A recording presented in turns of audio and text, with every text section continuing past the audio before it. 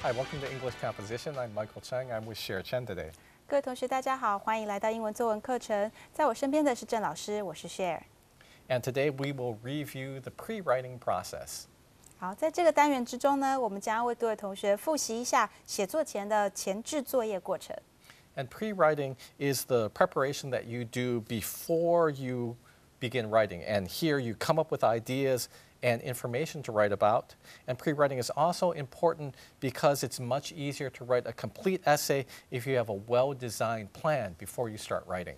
好，所谓的前置作业过程呢，那想当然的，当然是在你写作开始之前，所要进行的一个过程。那这个过程中呢，你必须要先准备一下你这写作中所需要知道的一些讯息、跟一些资讯或是一些例子。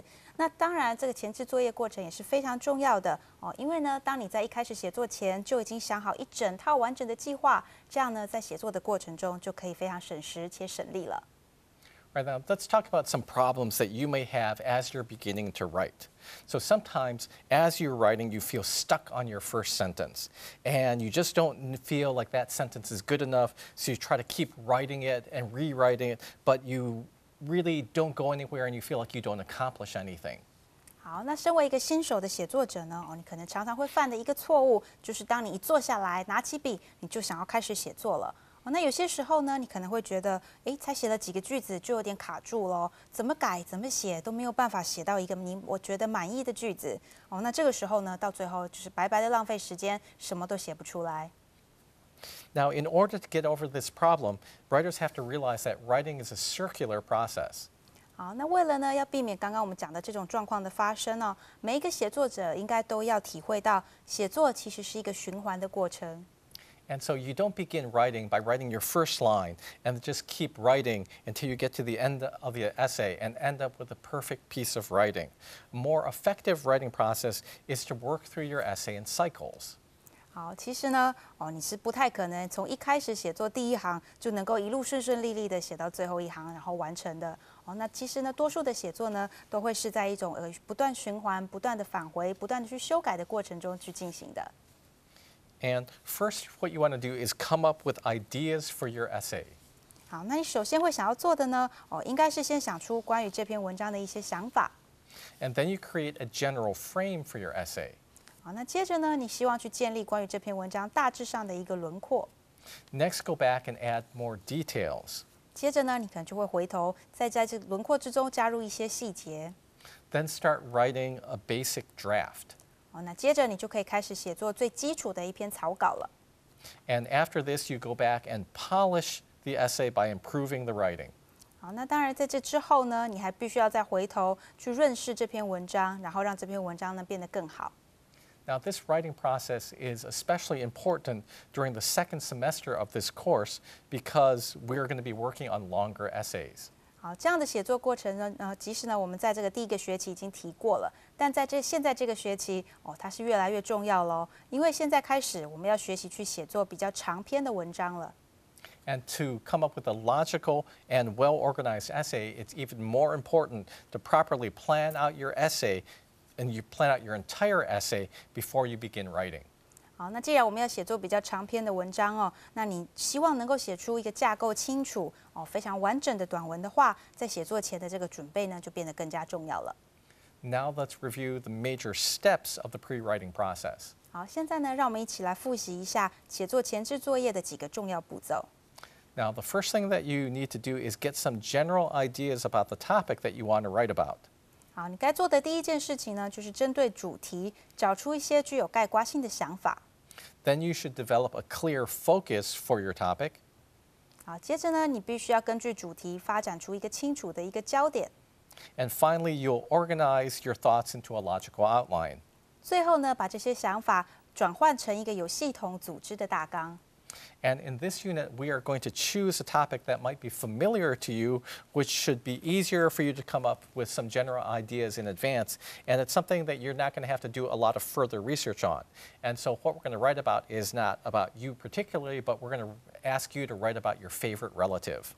好，那在这个单元之中呢，我们一样，我们要选一个各位同学已经很熟悉的主题来作为一个练习。那这个主题为什么要找一个熟悉的呢？当然是因为这样子的话，同学就不需要再额外的去多做一些其他的一些这个调查了。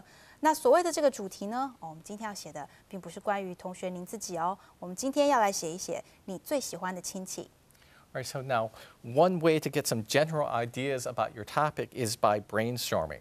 好，那我们提过的是要开始想出点子的时候，一个常用的方法就是脑力激荡。And when you brainstorm, what you do is you just write down any idea that pops into your head.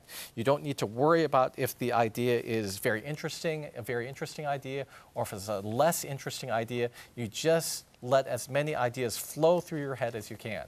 好，所谓的脑力激荡呢，也就是一个帮助你能够获得更多想法的一种方法之一哦。当你在进行脑力激荡的时候啊，你只要把这个出现在头脑里面所有的想法，尽可能的让多一点想法想出来然后把它写下来。你不需要去在意说哪一个想法比较有趣，或是比较不有趣。And you can write your ideas down on a piece of paper in the form of a brainstorm web or as a list. 好，那你可以做的方法呢，是把这个想到的这些单字把它写下来写在纸上，然后呢，让它变成一个像是网络一样的一个状况。And in a brainstorm web, you can take an idea and then think of other ideas that are related to it. 好，那这里我们提到的这个网络呢，你可以先挑一个想法出来，然后呢，再去思考一下跟这个中心的想法其他相关的念头有哪些。And so you just write down your main idea in the center of a page, and then you draw links to connect the new ideas that you have to that main idea you have in the center of the page. 那也因此呢，各位同学拿张纸，拿支笔先在这个纸的中央呢写下你想到最主要的这个想法，之后呢再把这些想法和其他相似的念头做一个连结。All right, let's take a look at an example of a brainstorm web now. 好，我们来看看这个以写作范例为主我们来写一个这个脑力激荡的网络。And so notice that what we do first is we write down the main topic of our essay, my favorite relative, and this is something we write right in the center of the page. 好，那既然我们这一篇文这一次的写作范例主要要写的题目呢是关于你最喜欢的亲戚，那因此呢，我们在这个正中央的地方，我们就放入了这个我最喜欢的亲戚这个主题。And then some possible links come out from the center box. And you can see here that two of the links are ones associated with Aunt Sophie and Grandma Birch. 好，你可以发现呢，以这个我最喜欢的亲戚为中心，再继续去往外发展呢，我们得到了一些这样子其他的连结，包括这个苏菲阿姨啊，或者是 Birch 的这奶奶。Right, and these links to Aunt Sophie and Grandma Birch, they're not really well developed. There's not a lot of links coming out of them. But we have this other link to Uncle William that has actually a lot of connections. 好，我们会发现呢，如果我们继续根据这个苏菲阿姨或者是 Birch 奶奶继续做思考的话，好像想不出更多的一些想法了耶。但是呢，这时候你会发现另外一个我们可以想到的亲戚，也就是这个威廉叔叔我们可以因此去发现，威廉叔叔有很多的想法可以去提出Right, so now if you're having trouble about thinking of ideas to put into your brainstorm web, you can think of some questions to ask yourself. And so, for example, reporters or journalists often ask themselves some WH questions to develop their ideas to write about.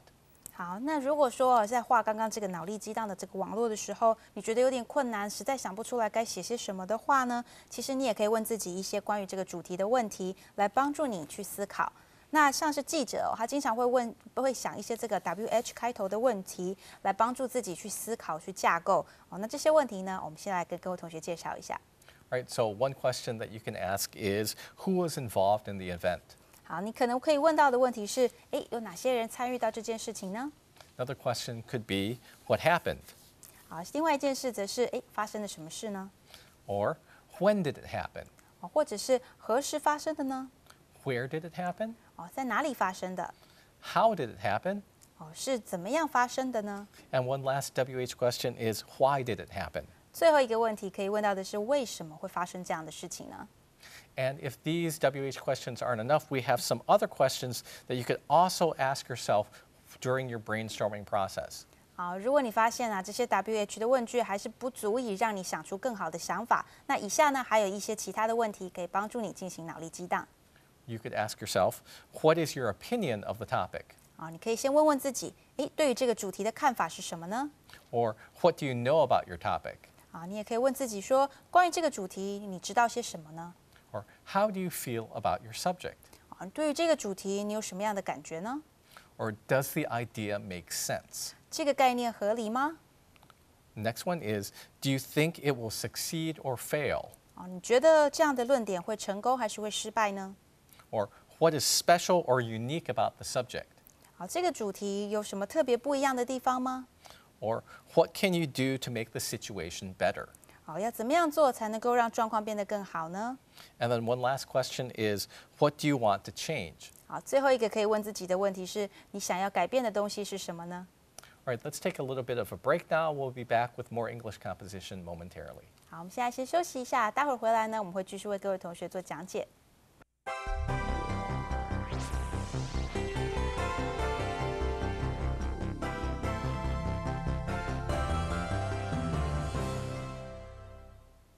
Welcome back. We're going to talk about finding a clear focus for your writing now. 好，欢迎各位同学回来。首先呢，我们要为各位同学讲解的呢，是要怎么样能够帮你的文章找出一个清晰的焦点。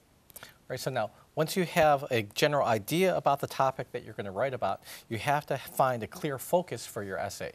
好，那一旦呢，你已经对你的题目有了一个草略的概念，你就必须呢为这篇文章找出一个清楚的焦点。And you do this by first deciding why you're writing. And let's show you some reasons why people normally write. 好，那这个部分呢，你就必须首先要先想好，你到底为了什么原因要写作这篇文章呢？那大部分的人呢，可能会为了一些特别的原因来决定要不要写作。Right, and the first reason that you might write is because you want to express yourself. And this means that you have a personal thought or you have an experience that you want to share with your readers. 好，那多数的人呢，可能会为了想要表达自我来决定他要做这个写作的动作。那这部分呢，是指说你有一些这个个人的经验啊，或是想法啊，你希望跟你的读者做一个分享。Right, a second reason that you might write is to explain something. And this means that you might understand something better than your readers. And so you're going to explain an idea or a concept to them. 好，那第二种可能的原因呢，是为了想要解释一些事情你可能呢比你的读者更了解某一件事或是某一个主题，你想要借着这个机会向他们多做一点解释。And now a third reason to write is because you want to persuade someone. And this means that maybe you want to convince your readers to accept your opinion or to accept your belief. 好，那第三种可能的原因是为了想要说服别人你想要说服你的读者去接受你的一些观点或者是你的一些看法。Now, after you determine your aim or your purpose for writing, the next thing that you want to think about is your audience, and you want to determine the answers to these following questions. 好，当你一旦决定好了你写作的目标或者说目的之后呢，接下来你要想的就是你的读者会是谁呀？那这个要找出读者群呢，我们可以借由来回答下面问题的方式来帮助你。Right, now the first question that you can ask is, who is your audience? 好，第一个你要问自己的问题的是这个你的读者会是谁呢？ Right, you can also ask, will your audience be interested in your topic? 你也可能会问的问题是，你的读者会对这个主题感兴趣吗？ And then, what can your audience learn from your topic? 好，那接下来你会问到的是，你的读者可以从你的主题中学到什么呢？ A fourth question is, what does your audience need to know in order to understand your topic? 好，那接下来你也会问说，读者需要知道些什么才能够了解这个主题呢？ And then another question that's important is, what does your audience already know about your topic that you do not need to repeat in detail? 好，那有个问题是非常重要的也就是你必须要了解你的读者对于这个主题已经知道了多少是你不必再重复去复述的。And then a final question to keep in your mind is, how do you want your audience to react to your topic? 好，最后呢，你也希望问自己说，你希望你的读者会如何与你这个题目做互动？ Right now, once you've answered these questions about your audience, you can begin to work on your thesis. 好，那一旦呢开始有了关于这个读者这些答案之后，接下来下一个要做的步骤呢，就是开始努力去构思你的主旨论述了。Now, your thesis is your main idea about the essay, and this is the point that you want to prove, or this is the idea that you want your readers to understand when they finish your essay. 好，所谓的主旨呢，指的是当你的短文有了主要的概念之后，这个主旨就会是你想要去证明，或者是希望你的读者读完之后能够了解或记取的一个重点。Now, as you're preparing your thesis, here are some questions that you should keep in your mind. 好，当你在准备你的主旨的时候呢，以下有一些问题是你必须要常记在心中的。And the first question you want to ask is there a clear and definite focus to your thesis? 好，第一个问题呢，你要问的是这个主旨本身有没有一个清楚、明确且适当的焦点呢？ And so what you want to remember is that you don't want to make your thesis too broad, because if your idea is too broad, then it's difficult to make a conclusion to it that your readers can react to in a significant and personal manner. 好，那这个部分哦，你当然要希望你的主旨不能够过度的广泛。如果它涵盖的范围太广、太宽的话，就很难做出一个适当的一个结论哦，来引起读者本身这个深刻的认同感。And then the second question that you want to ask is your thesis significant? 好，那第二个问题呢，你应该要问自己的是，这个主旨重要吗？ And so don't write about a topic that everyone agrees on, or that everybody already knows about, or some topic that nobody cares about. 好，那如果这个主旨呢，你发现是全世界都已经同意了，或者是大家都早就知道了，根本没有人会在乎的主题，这样子的主题呢，并不适合拿来做写作的题目的。All right, so now what we're going to do is we're going to look at an example of a brainstorming session, and we're going to find a focus from it by examining our brainstorm web about a favorite relative. 好，现在呢，我们将借由分析刚刚所讲出来的这个脑力激荡网络哦，来做个寻找焦点哦，这样子的一个过程。All right, so now let's take a look back at our word web. And the first thing that we notice here is that the majority of the information in the brainstorm web is about Uncle William. And so this seems like it's the best choice for us to write about. 好，如果我们再次回到我们刚刚讲的这个脑力激荡网络呢，我们会发现绝大多数的讯息哦，都是连接到这个威廉叔叔的。那这个人呢，威廉叔叔也就会是这篇文章最感兴趣的一个主题。Right, now also our topic is my favorite relative, and so we're not going to try to teach anything about this topic, nor are we going to try to persuade you about anything concerning this topic. And so just our only aim here is to express ourselves. 好，我们的主题呢，既然是讲述我们最喜欢的亲戚哦，那我们并不是为了要教育读者任何的想法，也并不是为了想要去说服读者任何的事情哦。在这个部分呢，我们来思考一下这样的文章的写作目的，应该主要是在于想要表达自我。Right, so what we can do next is we can answer some questions about our audience in relation to this essay that we're going to write. 好，那当然接下来我们就要来回答一下关于读者的问题。我们来想想看，这篇文章的读者会是谁呢？ All right, so the first question that we ask is, who is your audience? 好，那第一个问题，谁是你的读者？ And then the answer is that we would say that the audience would be our friends or our classmates or the teacher who's reading the essay. 好，那可能的答案呢，会是像是我们的朋友啊、同学啊，或者是老师。 And our next question is, will the audience be interested in the topic? 好，下一个问题是，你的读者会对这个主题感兴趣吗？ And so we can say that maybe we can get them interested because they can understand the writer better.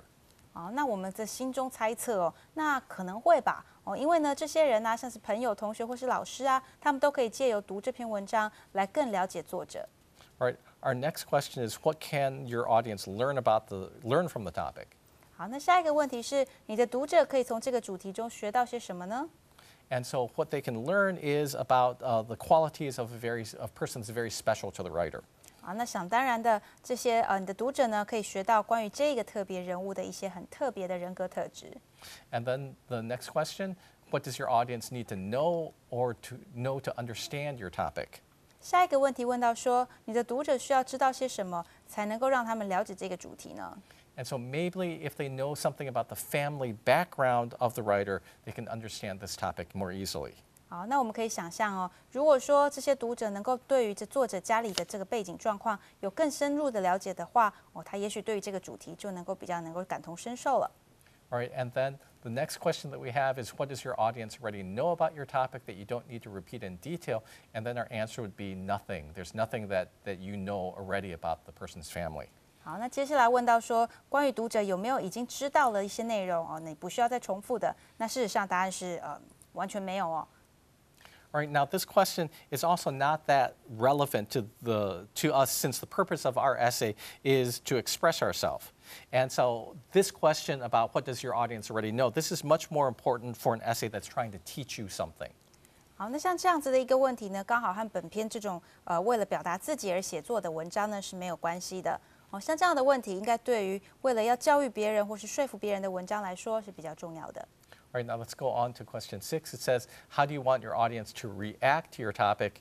And the answer is they should enjoy the stories we tell about the relative. 好，那接下来的问题呢，你会问到说，你希望读者对于这个标题有什么样的一些反应呢？那当然，答案就是我们希望他能够喜欢这个故事喽。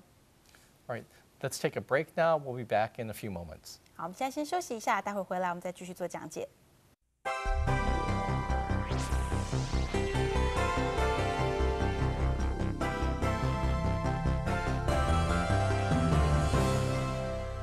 All right, welcome back. What we're going to do now is that we have an understanding about our audience. Our next step is to go on and form a thesis statement for this essay. 好，那现在呢，我们已经对于这篇文章的读者有了一定程度的了解了。那接下来我们要做的事情呢，也就是要来写作这篇文章的主旨陈述。Now, when we looked back at that word web, we saw that the most of the links were connected to our Uncle William.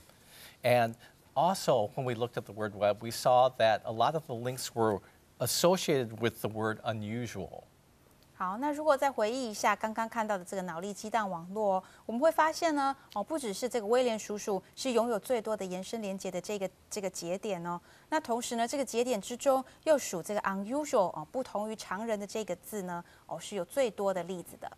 And the word web also shows us that Uncle William's unusual characteristics are mostly associated with his appearance and with his actions. 好，那我们还可以发现呢，在这个不同于常人的这个特性之中呢，又属他的这个外表跟他的行为是拥有最多其他相关的连接的。And so therefore, we can come up with a thesis statement like this one. 好，那因此呢，我们根据这样子的一个看法，我们可以写出以下的主旨陈述。And it is, my Uncle William looks unusual and acts unusual. 这个主旨陈述呢，可以是这样的：威廉叔叔的外形跟行为都异于常人。And however, there's one problem with this topic sentence, and that is that it does not include any mention of the fact that Uncle William is the writer's favorite relative, even though that's the main topic of the essay. 然而呢，关于这个句子的问题是，虽然本文它主要的题目是在讲作者最喜欢的亲戚，但这个句子之中完全没有提到威廉叔叔是作者最喜欢的亲戚这一句话呀。And so now, a better thesis statement would include some kind of mention of the main topic of the essay. 好，那所以呢，一个比较好的主旨陈述的写作方式是要把这个关于这篇文章的主题一样的包含进去。And so let's take a look at another thesis statement, which is, my Uncle William looks unusual and acts unusual, but he is still my favorite relative. 好，那也因此呢，我们会得到这个比较好的主旨陈述也就是威廉叔叔他的外形跟行为都异于常人，但是他依然是我最喜欢的亲戚。So now that we have a nice thesis statement, our next step is to complete preparing for an essay by making an outline. 好，那接下来呢，我们要做的下一步呢，就是要去条列出这篇文章的大纲。All right, so what we're going to do now is we're going to finish our pre-writing by making an outline that includes some of the facts and ideas that we can put into an essay to support our thesis, which is that Uncle William acts unusual, looks unusual, and also is our favorite relative. 好，决定了主旨之后呢，在结束你的这个事前准备的工作的最后一个步骤，就是开始去整理出能够去支持以及强化你刚刚提出来主旨叙述的一些事实、例子或者是其他的一些事证。那在这个文章里面呢，我们讲到的这个主旨陈述也就是需要去就是提到说威廉叔叔的外形跟行为都异于常人，但是我很喜欢他。那我们需要找到一些例子去支持这个主旨陈述。And now you want to put as many details or specific examples into your outline as you can, because if you have more details, then when you get to the body of your essay, it becomes easier for you to write. It's easier to put things into your essay. 好，那这个时候要做的呢，就是尽可能的在你这个写作的大纲之中呢，去加入多一点清楚而且细节还有明确的例子。那这样一份非常完整的大纲呢，就可以让这整篇的文章呢能够更清楚。Right, and what this also does is this allows you to have a clear idea of what you can put into your introductory paragraph. 好，那当然这个也可以帮助你哦，去找出可以适合写在开头引言段落的一些内容了。So as an example, what we're going to do now is we're going to start an outline for an essay about Uncle William. 好，那既然我们要为各位同学做一个例子哦，那接下来呢，我们就要来写出刚刚这篇我最喜欢的亲戚的大纲。Right, and we start off by starting with their introduction.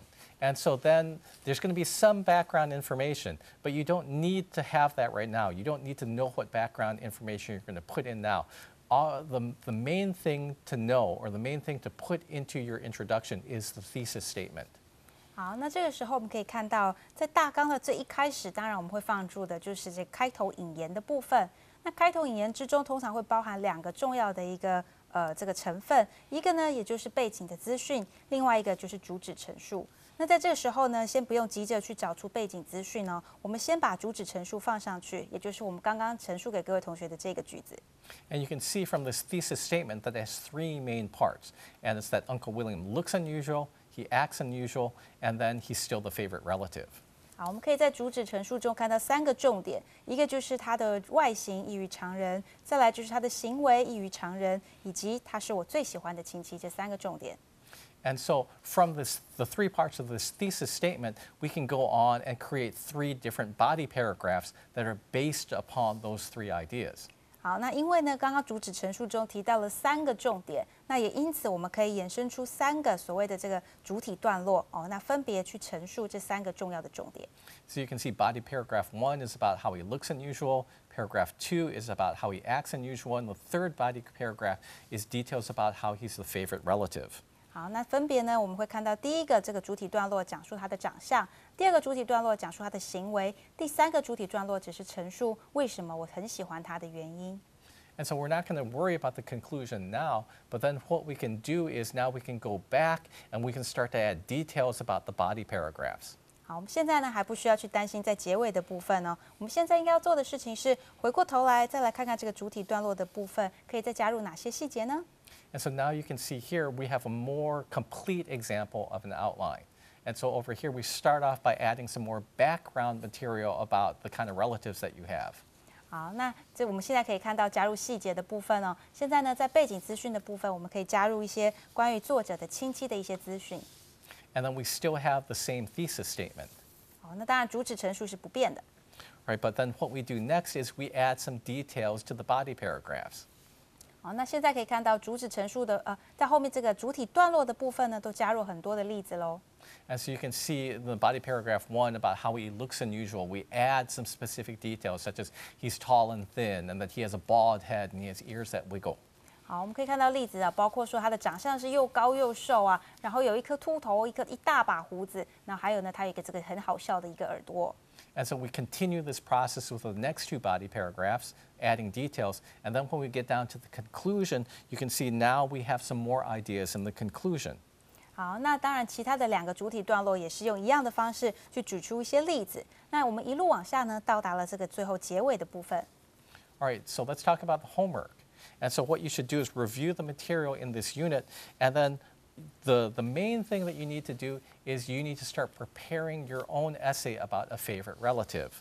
好，那当这个礼拜的作业呢，各位同学除了复习之外，也别忘了你要开始准备要写作一篇你最喜欢的亲戚的文章。